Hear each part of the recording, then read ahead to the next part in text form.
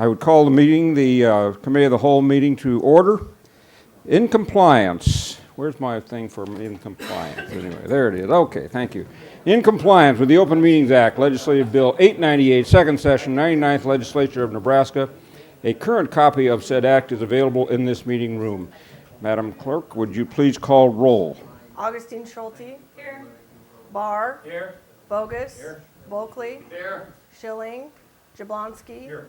Lohr. Here. Reardon. Here. Councilmember Lohr, the roll has been called. Thank you very much.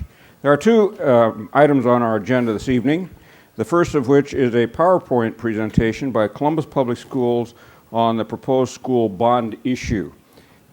Just a minute, Alan. Secondly, there's a presentation of the Columbus Chamber of Commerce on Sports Council. I would ask the City Council to come back up to their appointed seats after the school is done and has basically allowed us to get vision. So we'll do that, and then at the end of both presentations, we will have recommendations to the council from this body. Thank you very much. Alan, you're on. Thank you very much. Hey, good evening. My name is Alan Dostal.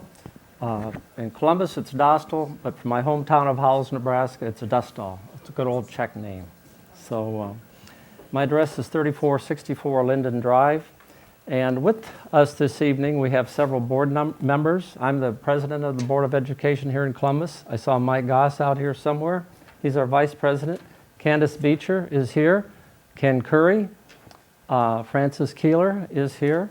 And Teresa Seipel, I don't see her yet. And with me on the right, and Troy and I are going to team present. I'm going to do about the first half of the slides, and then he'll finish strong for the team. So with that, we'll go through this PowerPoint presentation. And again, the theme here is Columbus Vision, Community Solution.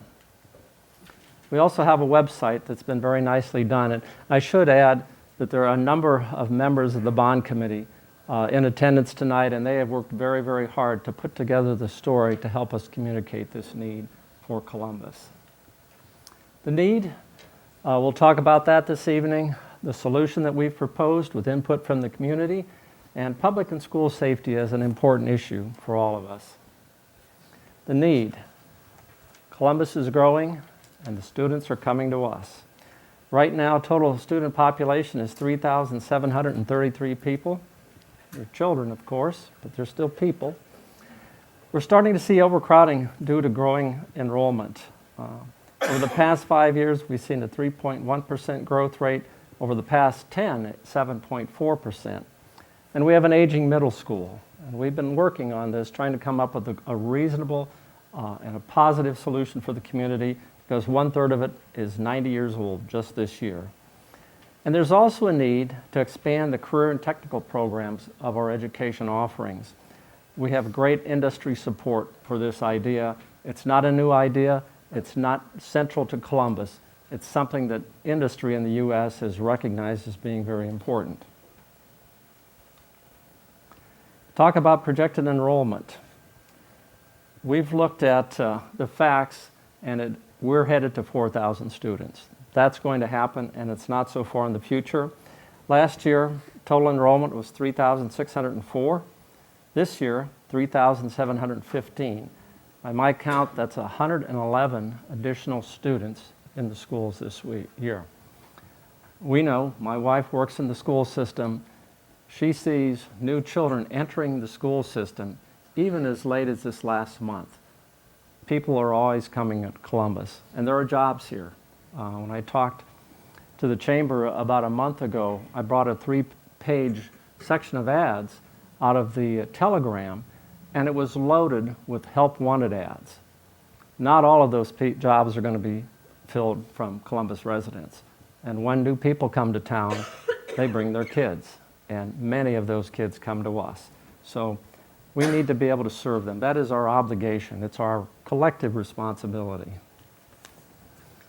Challenges of a growing student population. We're above 100 capacity and growing at 4 schools. We're at 90% plus capacity in 3 other schools. We've made a number of tentative arrangements. We have 2 mobile classrooms just down the street here at the middle school. Those 2 classrooms are isolated from the building. They have to be locked down at all times. There's no way to have a common security zone for those facilities.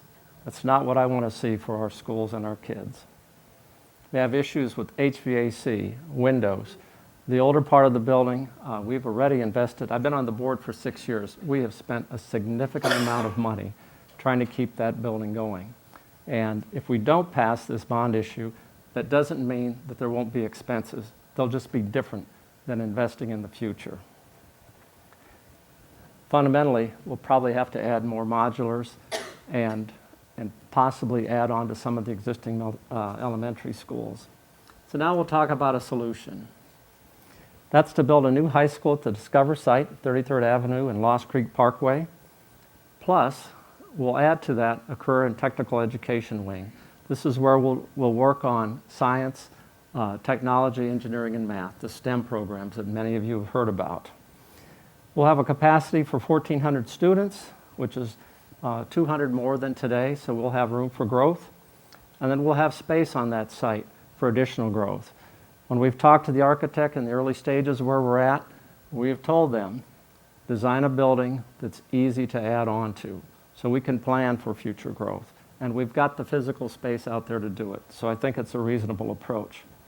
The second part of this is to move the middle school to the existing high school. That school, when serving as a middle school, will still be largely central to Columbus. And exactly where the center of Columbus is, I can't say, but this much I'm sure, it's moving north. Every school that's been built over the last 90 years, by and large, have been built on the north edge of town. The Kramer High School, which is part of the middle school today, was built on the north edge of town. The current high school, when it was built, and Troy showed me the pictures, they're over at the Historical Society, built next to cornfields on the north edge of town. The current North Park grade school, again, built next to cornfields on the north edge of town. So we have followed what we have to do. And we'll also have capacity for 1,350 students versus a program capacity of only 800 today at the existing middle school. We're getting too full. The third part of the solution is to move fifth graders from the elementary classrooms to the middle school. This will create 13 classrooms, free up 13 classrooms at the elementary schools. If we can't create that space there, we'll be in a position to either add modulars again or do some, I hate to use scab on, but stick more pieces onto those buildings. And some of the buildings were designed to accept additional space, but we've built on already at Emerson, at Centennial, and at North Park. At some point, you just run out of space on those facilities. And then the last part, and this is part of a comprehensive plan based on community input, is to move preschool students and some of the administrative staff to the existing middle school facility. Use some of the space that's still serviceable there for some time in the future. This would create about 8 to 10 preschool classrooms at the current middle school. Most of our preschool programs are at Lost Creek, and frankly, there's waiting lists. People want access to those programs because they want to give their kids a good running start in the school system. So how did we get to this solution that we're proposed? It's just not the school board and it's not Dr. Loffelholtz. We hosted 16 community meetings over the last 2 years, basically beseeching the community, the positive thinkers and others in this community to come forward with ideas on how to serve and solve this problem.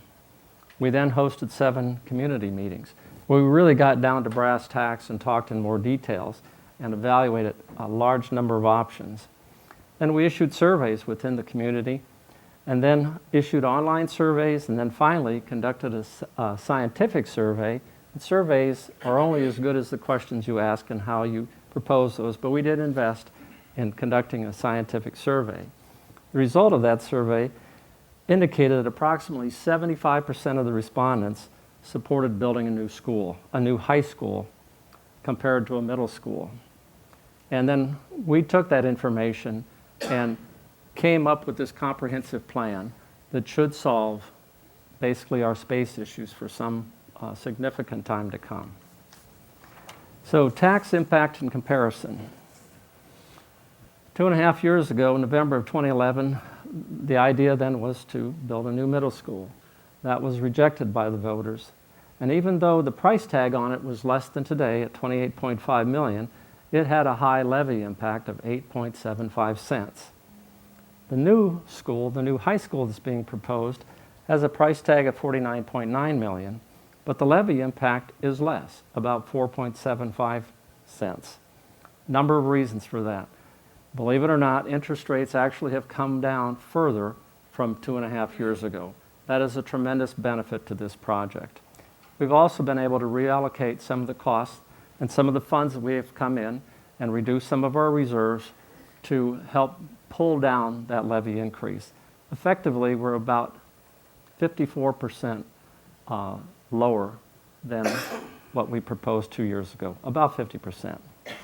So with that, I'm going to pass the baton off to Dr. Loffelholtz, and he'll go into more specifics on the overall cost of operating the district.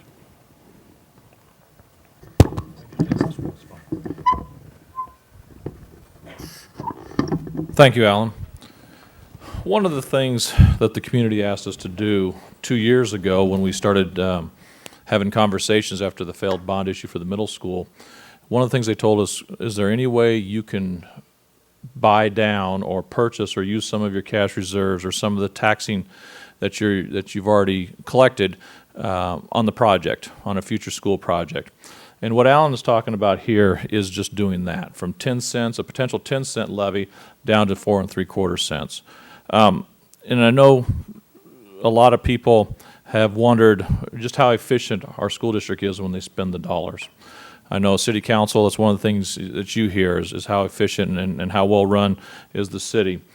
So one of the things that I want to show you tonight is to talk about how we have done things over the last 10 years financially to put ourselves in this position to be able to buy down some of that levy. What does 4 3/4 cents mean? Well, it means about $47.50 per year on a $100,000 home, okay, per year, not per month. There's a lot of miscommunication out there. About $3.96 per month and 13 cents per day. One of the things that we're really stressing and we've really worked with the architects on is a guaranteed maximum price. And the guaranteed maximum price of $49,400,000. Now the bond issue is for $49,915,000, and that's the $515,000 is for your bonding agent to buy and sell bonds and all the expenses associated with that. So the guaranteed maximum price is $49,400,000. Anything over that, beyond change orders, the architect and then the construction manager is on the hook for that.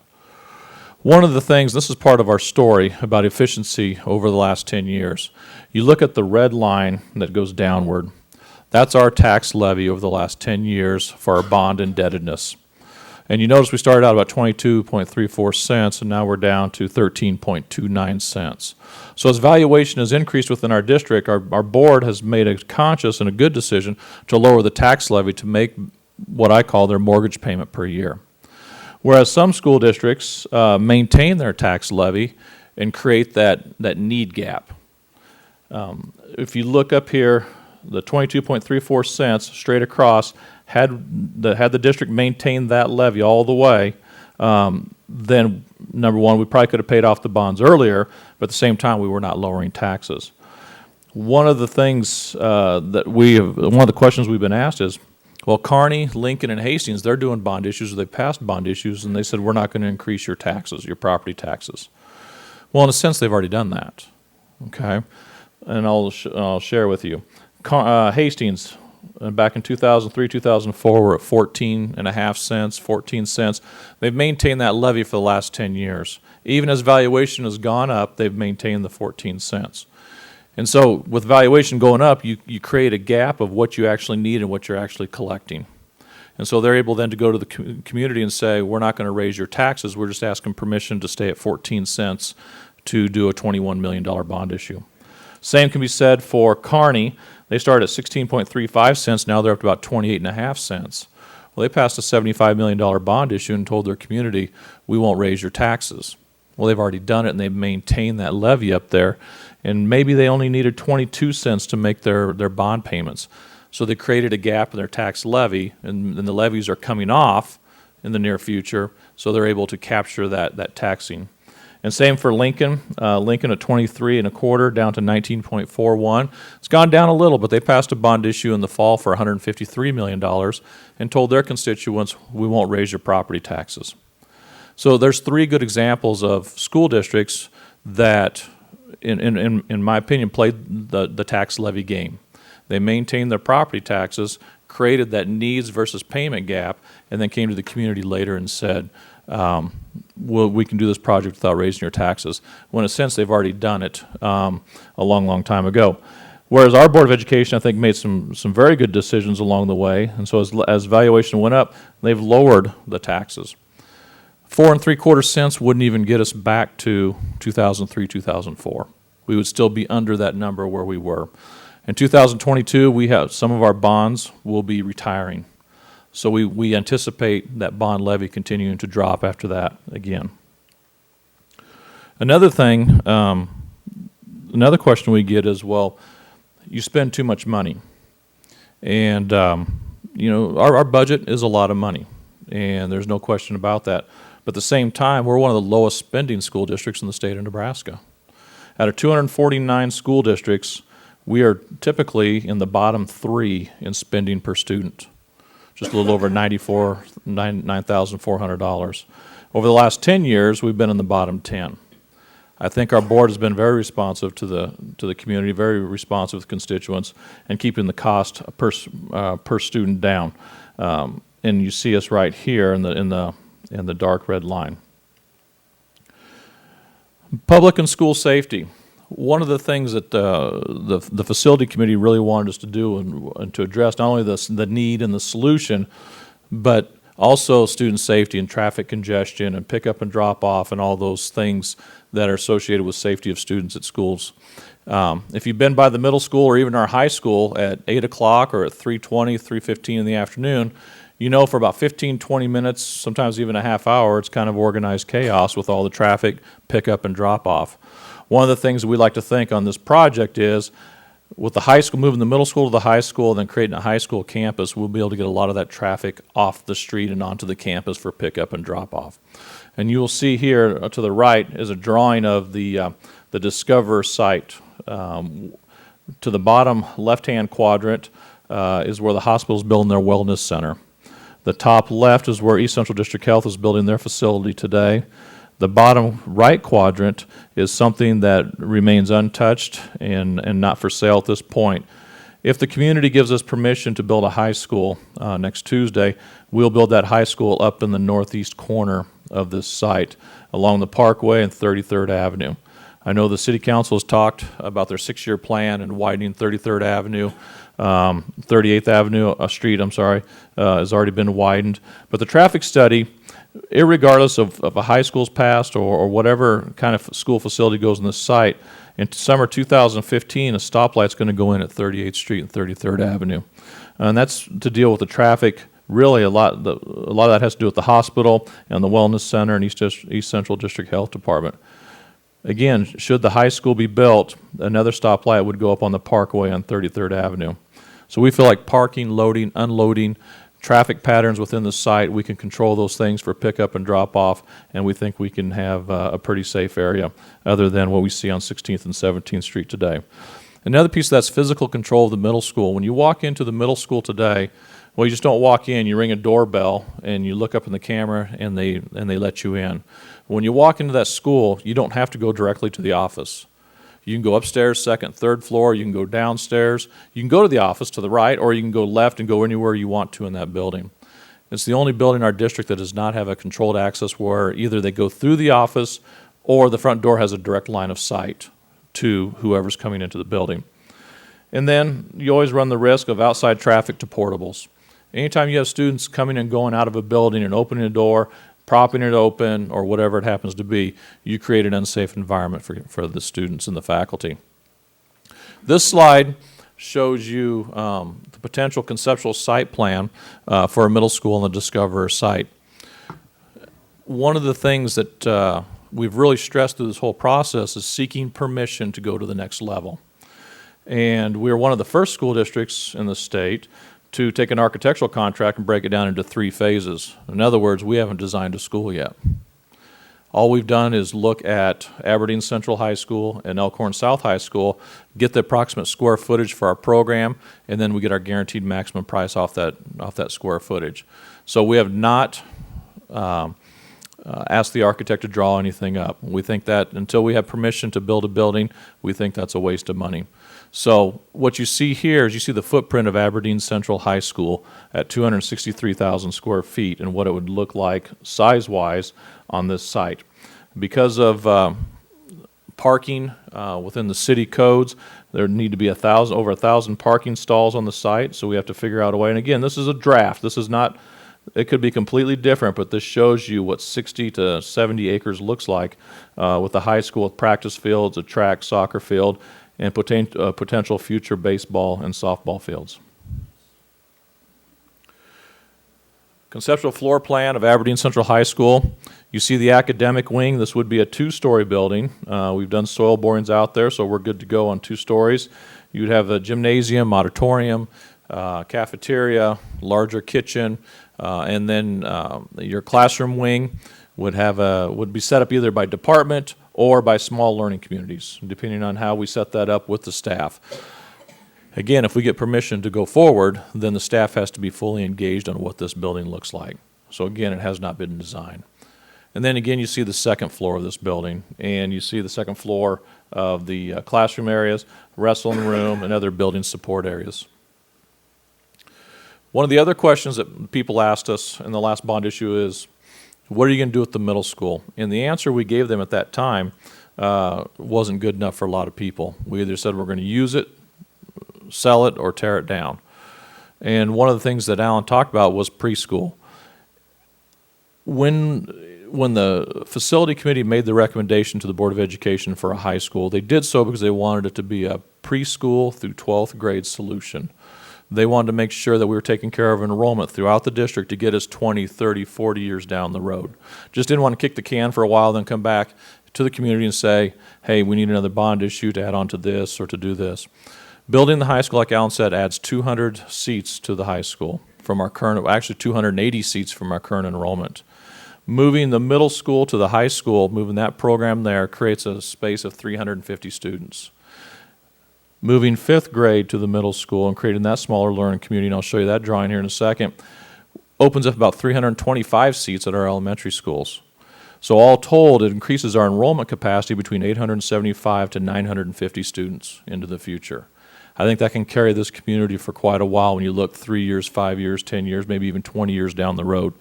We know in the last 10 years, 20 years, we've only grown by 400 students. So if you think 400 students in 10 years, another 400 students, we've doubled our growth rate with classroom space. Our current middle school, again, we want to look at preschool, and we double the size of our preschool classrooms. When you look at preschool in the community, if you don't register by February, you don't have a room. You don't have a preschool. And there are a lot of 4-year-olds out there waiting in the community. And then we'd move our administrative offices, curriculum, ELL, technology, professional development, training room, boardroom, et cetera. And on the second floor, business services, student services, and administrative services. So there's a use there, and we've had people contact us for third floor services as well. High school, again, we talked about the small learning communities. There's some concern about 5th grade and 6th grade. What we really want to stress is you're not going to see a whole lot of difference between what they do at the elementary schools today, where you have groups of classrooms, 3, 2, with 2 teachers or 3 teachers. You're going to see that same setup at this building, but you're going to have all the 5th graders in one spot and all the 6th graders in one spot. 5th and 6th graders look a lot alike, and they act a lot alike. And so we were looking at smaller learning communities where a group of students, 60 to 75 students, would share 3 teachers all day long. Same with 6th grade. And then 7th and 8th grade would be up on the second floor. So why now? Obviously the needs and the enrollment needs and the program needs are not going to go away. One of the things we did not do a very good job of last time was really engage the business community. And I think this time we've done a very good job of engaging the business community. I know the bond committee's done a very good job of engaging the community, and they've supported that campaign very, very well. It opens up opportunities for our kids with our STEM Academy and our career and technical education. It opens up those opportunities not just for our students, but students in the surrounding area and students who go to schools even within Columbus. This is a good financial plan and use of district resources. I hope I've shown you that our board is very, very efficient in the tax dollars, and that construction firm availability is at a high right now. A lot of projects coming offline this spring, so we anticipate a good bidding season for a project. We feel this solves crowding issues in our entire school system. Again, it doubles our growth rate over the last 10 years, so it gets us 20 years, 30 years down the road. Also, an opportunity for additional career and technology courses like I talked about with public and private school systems. There used to be a day and time when a lot of kids from SCOTUS would come over to our high school and take classes. That hasn't happened for a while, and I think that really needs to change. And I think students from Lakeview, if they have interest in automotive or interest in advanced manufacturing, they ought to be able to come down. I also think that our students who have an interest in FFA and some other areas maybe go and take courses in those other schools. This is a community. We need to share our resources. We need to share our programs. And with the passage of the bond referendum, the school levy would still remain in the lowest cost quartile when compared to similar sized communities. Even though it seems like our tax levy is high, sister cities the size of Columbus, with Hastings, Fremont, Kearney, and all those other communities, we're still in the bottom quartile when we start talking about taxes. So, the May bond issue, it's on May 13th. We just encourage people, whatever opinion you have, to get out and vote. It is an investment to give our kids room to grow in the education and the opportunity to expand. And then this is just this final slide, and I'm not going to say anything on this slide. You can read it, because I need to turn it over to Casey Balitz and Doug Moore here. But this is a slide for the bond committee, and I'll let you go through that and read that. So I'll answer any questions if you have any.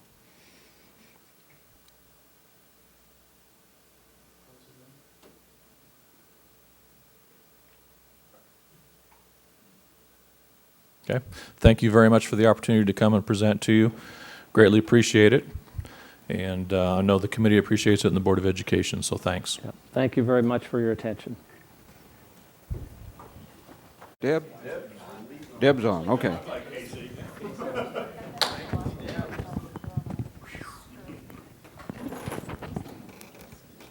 Beauty should always come first, right?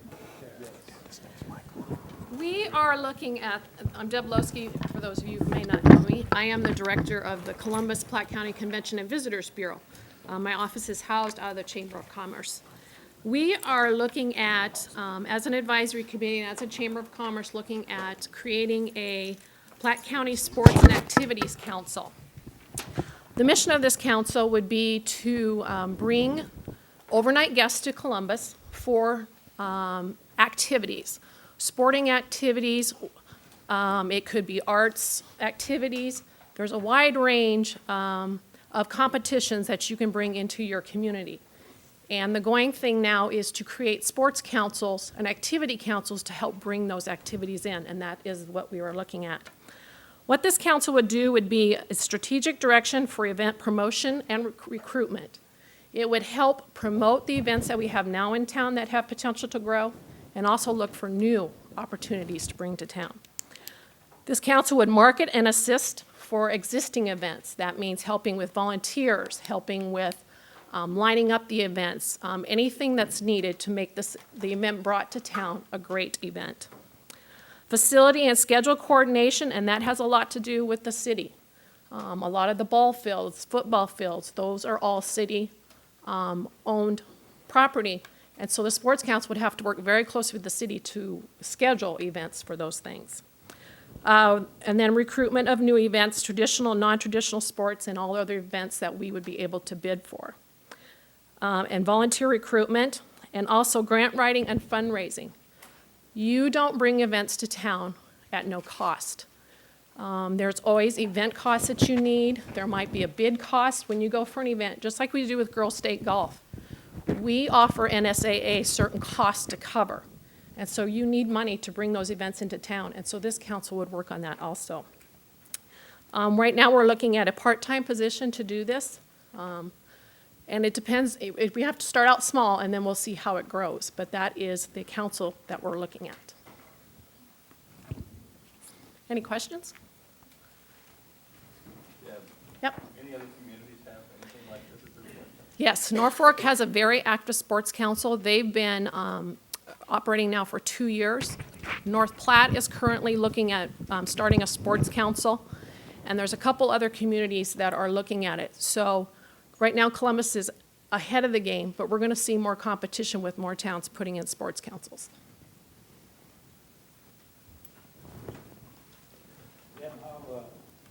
How is it supported? Obviously, there takes some dollars to run a sports council. How is it supported? It is basically supported by donations and contributions. Because it obviously costs, you're going to have a person hired to do that. There's going to be operation costs, and you're also going to need money to help for seed money. When you do a bid, you're going to have that money. So a lot of it's donations and support from the community. Yes? Deb, I've got a question for Doug Moore. Can I ask Mr. Moore a question? Yes. When the various groups come in to get permission to use our facilities like Bradshaw Park, Girard Park, and those things, could we make one of the criteria of their approval be that they bring in X amount of events per year? I mean, it's a lot of work, and these groups probably aren't going to do a lot of that unless we ask them to or make it an incentive to make them do it.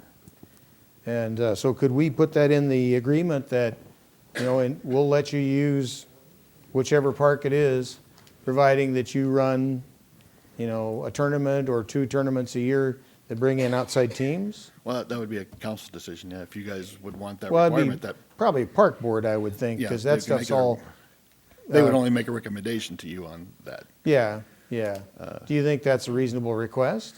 I think that would make a difficult request on a lot of our organizations. They're pretty much tapped right now, so if you're putting a restriction on them, I think that might. But they're make it- going to have to run the tournament anyway. The sports council's not going to run the tournament.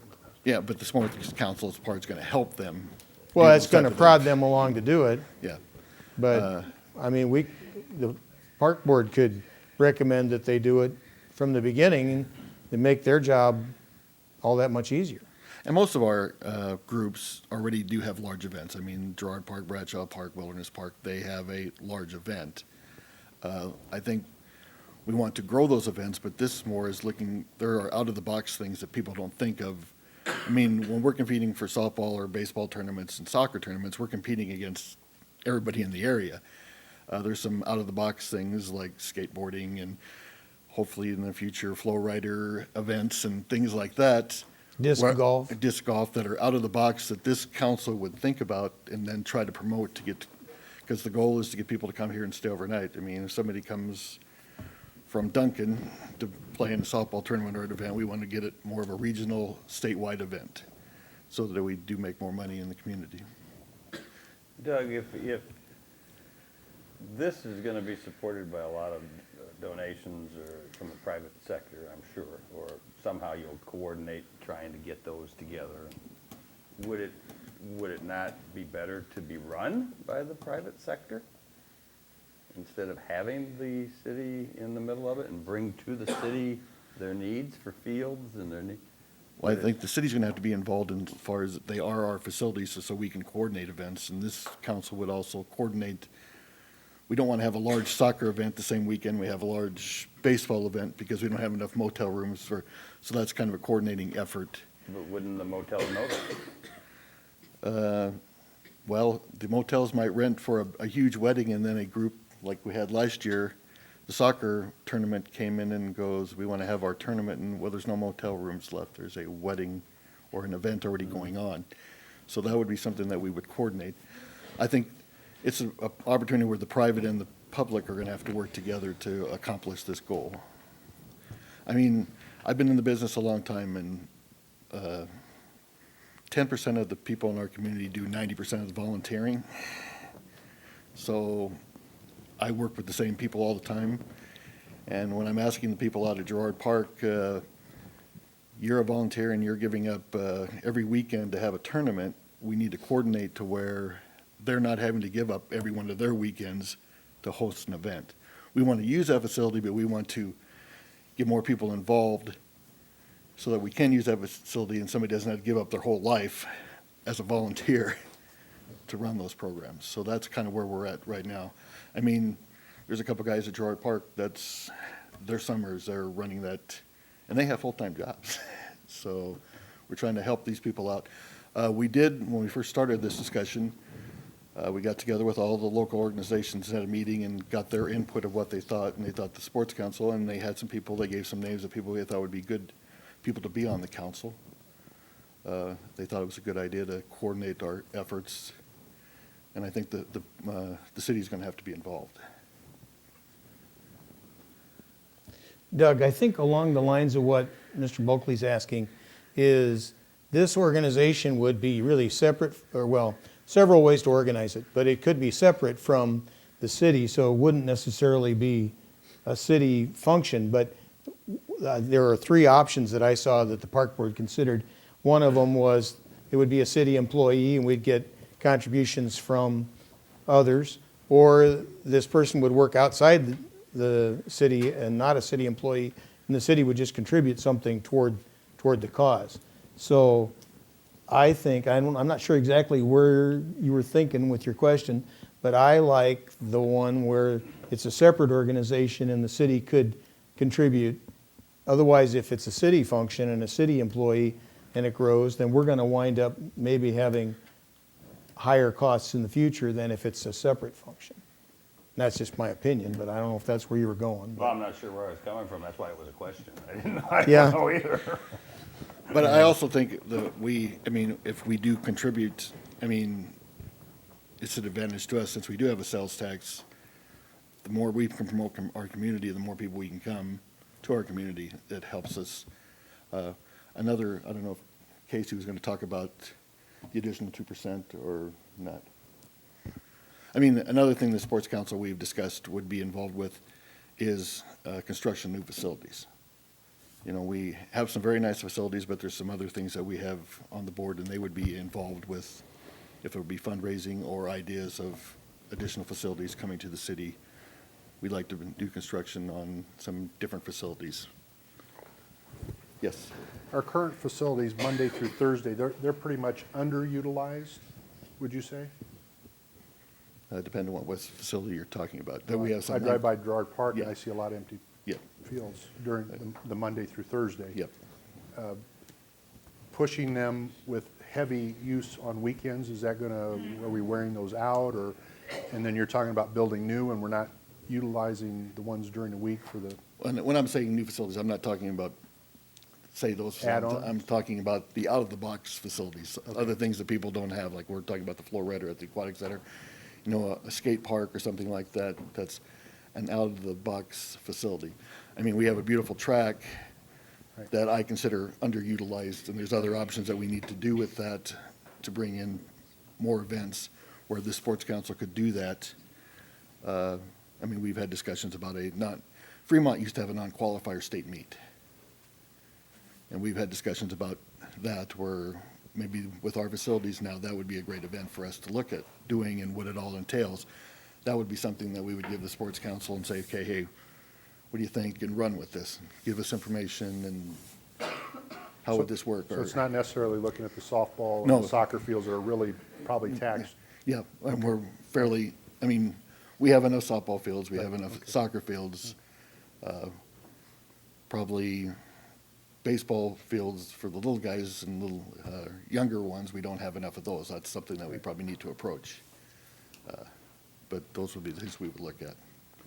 Yeah, and I do agree that the softball facilities, but softball is in kind of a wane time of their, we built our softball facilities in the boom area when everybody played softball, then there came a time when, You build them in an era where there wasn't kids' sports. yeah, and now everybody, instead of playing softball, goes and watches their Right. kid play baseball. So the things have kind of changed the ebb and flow of that. I would remind the council that this project is in the embryonic stages, and it is just, we are just talking about development at this point in time, and many of these situations I'm sure you will discuss, and And I'm not sure if this is going to be a sports council individual or a sports czar or what, but all those things I'm sure will be discussed. But right now, I think it's important that we give input so that they can discuss these items and come back to us later as to how the city would be involved, and the staff will do that. The other issue that we brought up is, when we call it a sports council, we want it to be a sports activities council. You don't want a sports czar? We don't want a sports site. But I mean, we're proposing to build a beautiful library with many beautiful things and many opportunities to bring things in. This council might be something that would look at bringing events in for that facility too. Casey, Anything else, Mr. Balins? do you have anything? I was just, my piece of that, and it's kind of been covered, so I'll be brief, but my piece of that was just a report that Doug and I have met with all of those groups that use those city facilities now, and we met with the park board a couple weeks ago now. And in each of those cases, both those groups of folks were universal in their support for the idea, and in fact, we're excited about it. I didn't know how, you talk about that facility coordination piece and whether or not they're all gonna get along and whatever, but they were excited about the opportunity to have someone do some of that for them. And I suppose that could go to what Doug was talking about, where it's, it's always harder, I think, every year goes by to find enough volunteers to do that work. Casey, a question, looking at facilities and underutilization, I realize this is not a city facility, but it's a tremendous piece of ground in the middle of our city, and that would be Ag Park. Would there be thoughts? Oh, no question. To coordinate with them, with the county, or, I mean, again, like John's saying, throw out things that might make sense that we need to be looking at. You bet. Yeah, and I would just suggest to you, I think that those kind of thoughts just tend not to happen when it's all volunteers doing it, because they all got their own job, and they're all zoned doing in. their deal. And, and we see it time and time again, where whatever volunteer effort it is, it just takes someone who's thinking about it as a paying thing, and then you start to see some things happen that aren't gonna happen otherwise. But Ag Park's a tremendous opportunity for us, I think.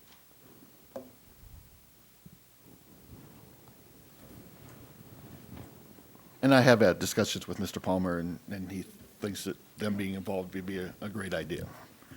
Now I forgot, from going from here to here, I forgot my thought. Doug, That's be the Alzheimer's. I've got a question for you. You got time to think about it while I'm asking you this one. Do other cities in our comparison group have rec departments within their parks department? Yes, they do.